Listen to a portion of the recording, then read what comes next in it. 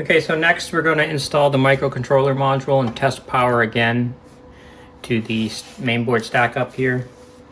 So the first thing we're going to do is remove the two screws that we were temporarily sort of holding the panel in with. And put those aside again for later.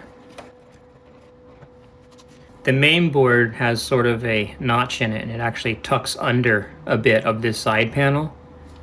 So you'll want to sort of go like this. That's why we didn't put this side on yet. There's no reason to have that left side on until the very end. Okay, I'm gonna unplug the 40-pin connector. I have the unit turned off. I'm gonna move the main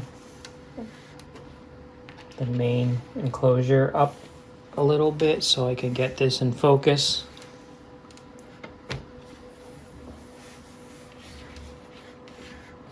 So obviously this 200-pin SODIMM connector is for the microcontroller module. The microcontroller is going to come like this in a static bubble bag, and then inside another static bag. The module has the bootloader already installed on it, of course, so you'll just need to download the operating system to the VS-1. So to install the SODIMM, you're going to want to approach the connector at about a 45-degree angle, and you're just going to seat it. You're going to seat the gold fingers against the gold connectors inside, and you'll feel a little springiness. And then once it's seated, you're going to push it down until it snaps into place. And these two sort of spring clips are gonna hold it into place. And that's it. Now I'm going to move this back a little bit. I'm going to plug this back in.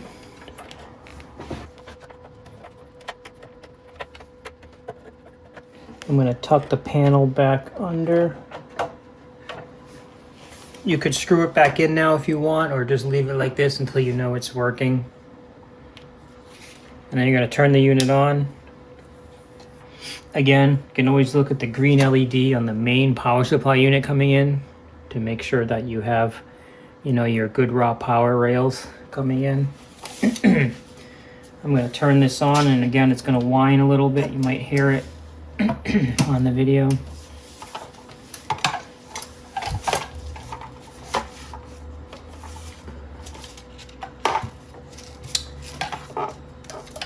And I'm going to hook up the ground lead to the ground test point. And there is a 3.3 volt test point, and you are just going to go and verify that you have your 3.3 volts.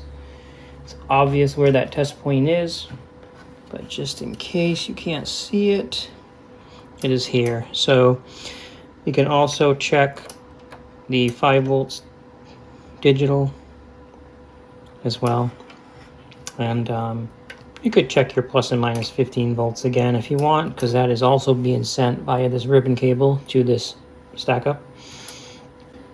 So far so good. So at this point, you can screw this back in if you'd like. And you're not going to have any feedback yet because we haven't uploaded the operating system. So that's going to be the next step, is to upload the operating system and then install the other 4 voice cards.